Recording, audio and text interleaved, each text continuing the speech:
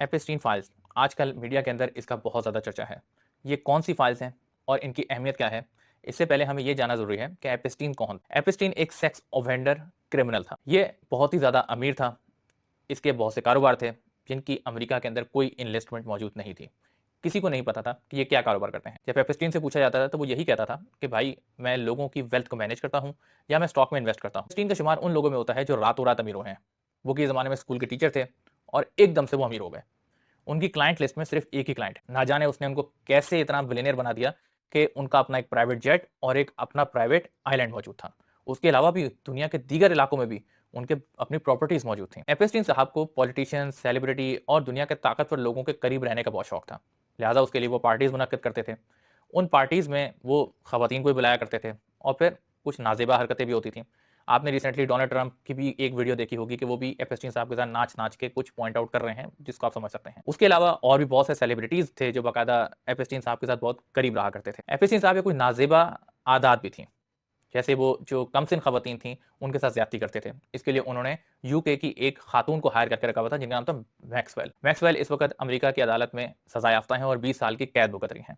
तो एपेस्टीन साहब उस खातून को इस्तेमाल करके अमेरिका भेजा करते थे। अमेरिका में वो खातून जाकर कम से लड़कियों को बहला-फुसलाकर ये कहकर बुलाती थीं कि देखो तुम्हारे वालिदैन तो गरीब हैं, वो तो तुम्हें कॉलेज की फीस अफोर्ड नहीं कर सकते, ना यूनिवर्सिटी की अफोर्ड कर सकते हैं।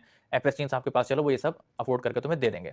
और इस तरह वो कम से बच्चियों को एपेस्टीन के पास लाया जाता था, जिससे एपेस्टीन अपनी तमाम ज़्यादती करता था और गलत काम करता था। शुरू में तो किसी को कुछ नहीं पता था, लेकिन फिर कुछ खवातीन ने कदम बढ़ाया और इसके खिलाफ बोलना स्टार्ट किया तो 2019 में एपेस्टीन साहब को सेक्स ऑफेंस के केस में अंदर डाल दिया गया, जो कि पूरी एक लॉबिंग के ज़रिए से उनको 13 मंथ की एक आसान सी सज़ा दी गई और वो वापस आकर अपने दोबारा ज़्यादती के काम पे लग गए।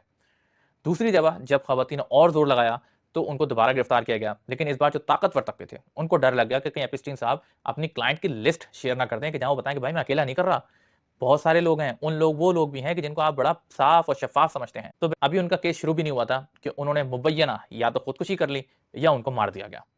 उसके बाद से अमेरिकी अवाम ने कहा कि भाई तुम जितने भी आपने एपिस्टीन के घर से जितनी भी फाइल्स ली हैं, उन सबको रिलीज़ करें, हमें पता करना है कि उसके पास कौन आता-जाता था।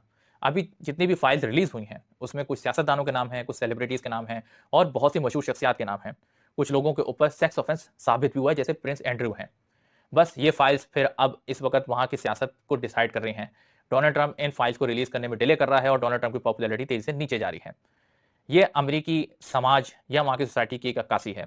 ताकतवर किस तरह कमज़ोर को एक्सप्लॉइट करता है और पूरे सिस्टम को हाईजैक कर लेता है, ये एपिस्टीन की कहानी का आखिरी कॉन्क्लूजन है।